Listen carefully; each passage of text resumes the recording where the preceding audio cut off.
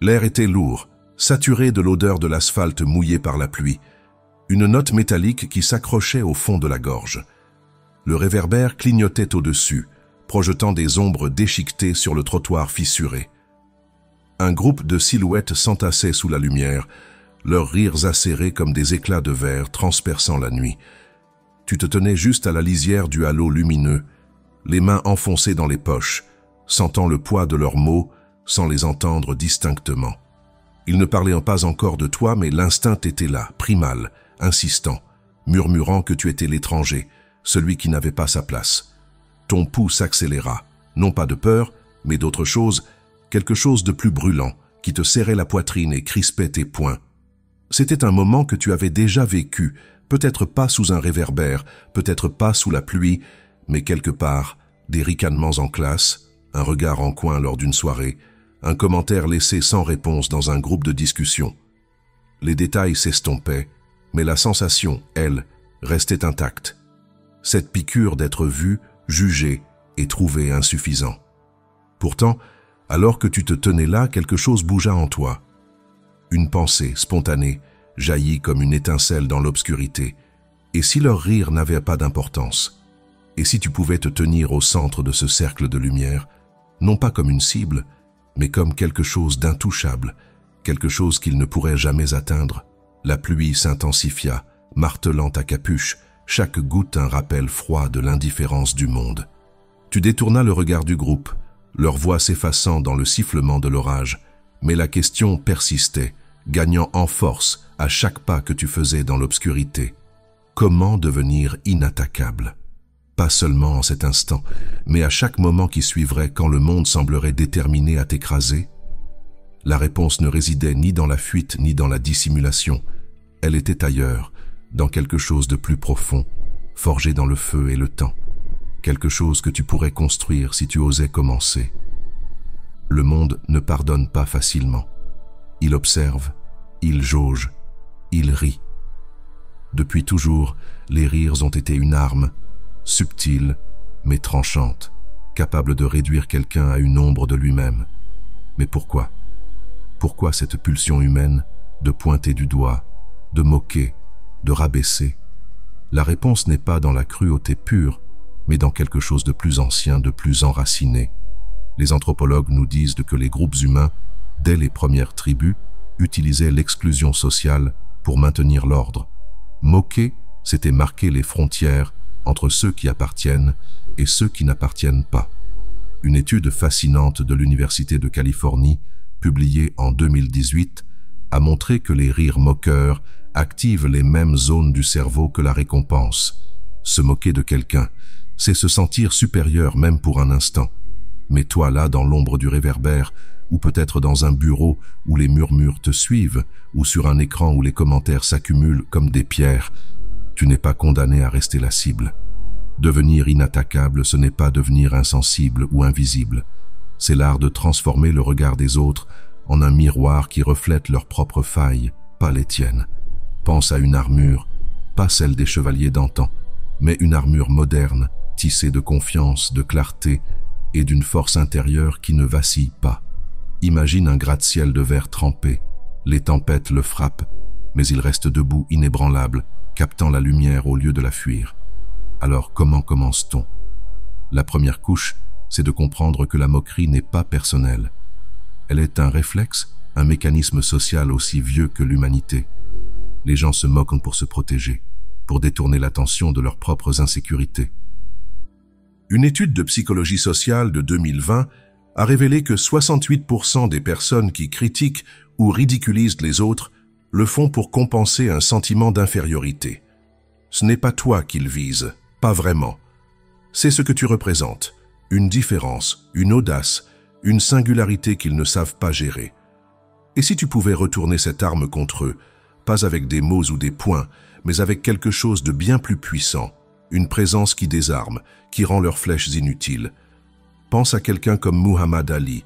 Dans les années 60, il était moqué, méprisé, traité de fanfaron par ceux qui ne pouvaient supporter son assurance.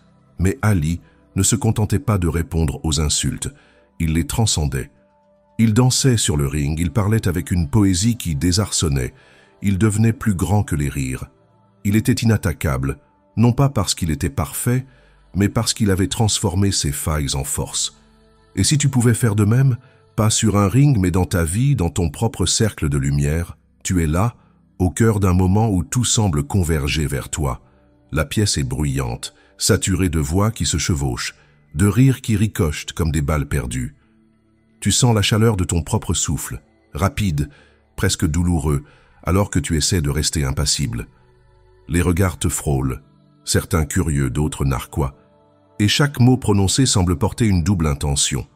Ton cœur cogne, un tambour dans une cage d'os, et tes paumes sont moites, glissant contre le tissu de tes vêtements.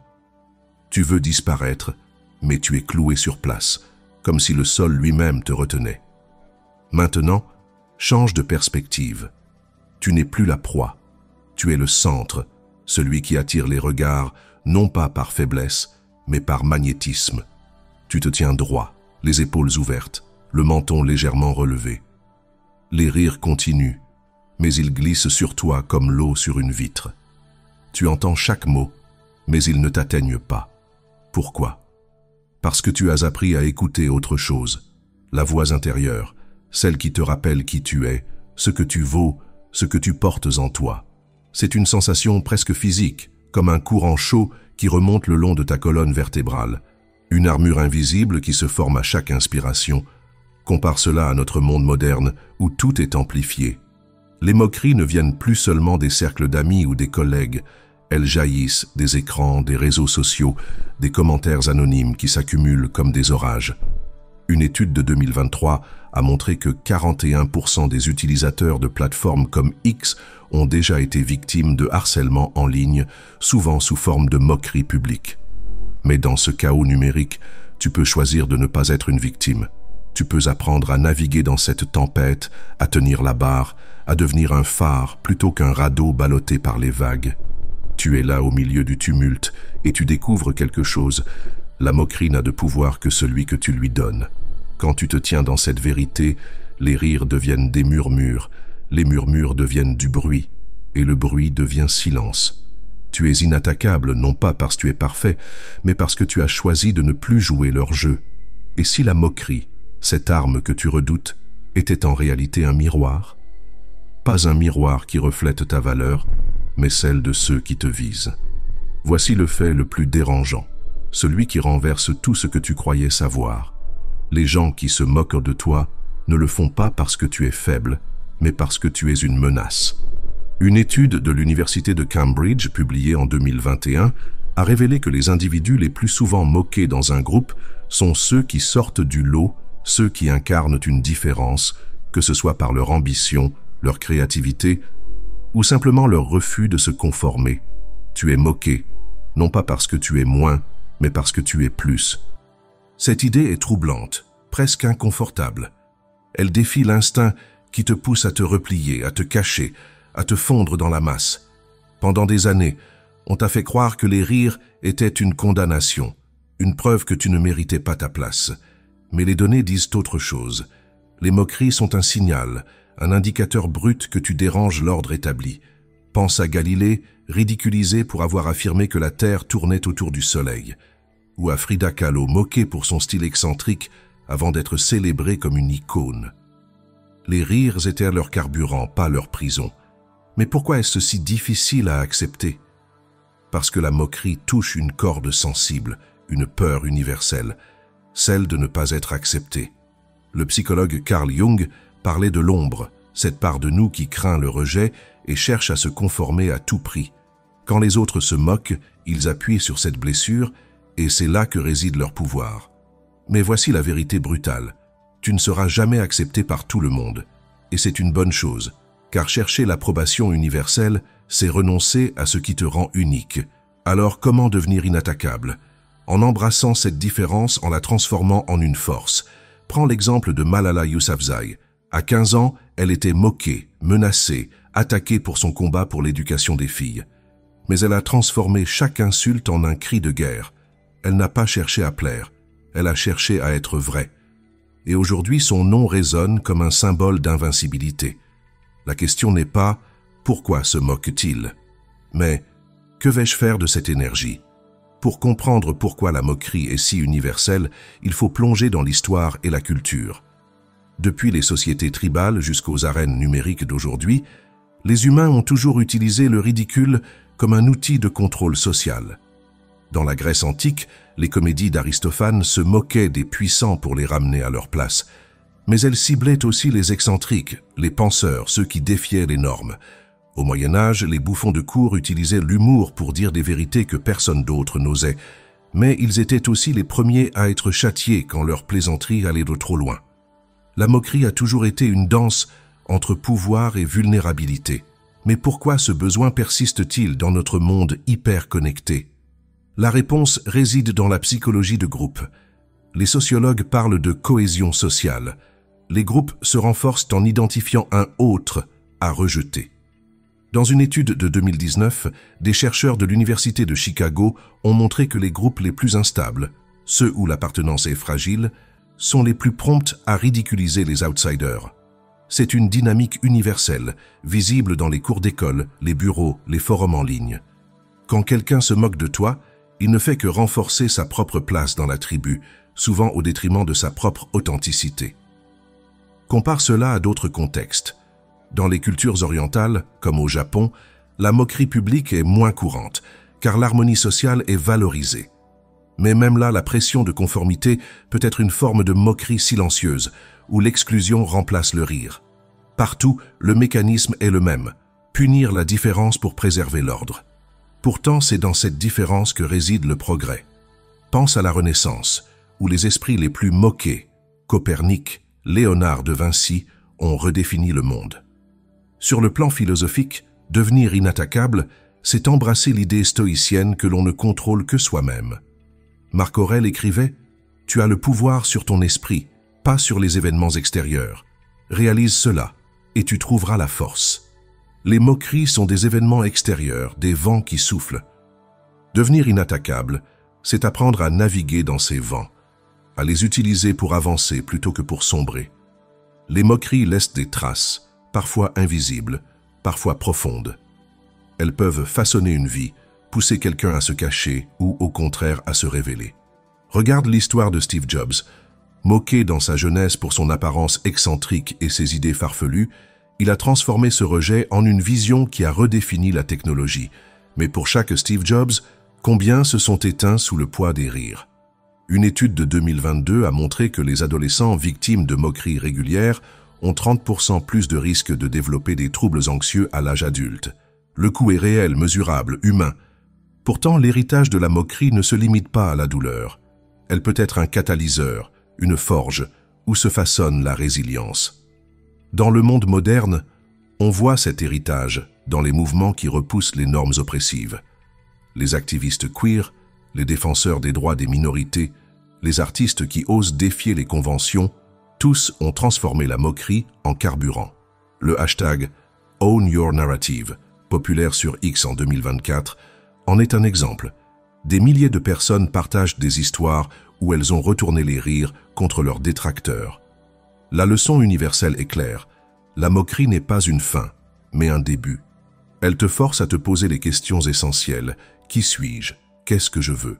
Qu'est-ce qui me rend inattaquable? Ces questions ne sont pas seulement personnelles, elles touchent à la nature humaine. Nous sommes des êtres sociaux, mais aussi des individus, et c'est dans cette tension que se forge notre force. Comme le disait Nietzsche, « Ce qui ne me tue pas me rend plus fort ». Les rires peuvent blesser, mais ils peuvent aussi sculpter. Reprenons les fils de cette histoire. Les rires, les regards, les murmures, ils ne sont pas toi. Ils sont le reflet d'un monde qui craint la différence, qui cherche à ramener tout le monde au même niveau. Mais tu n'es pas tout le monde.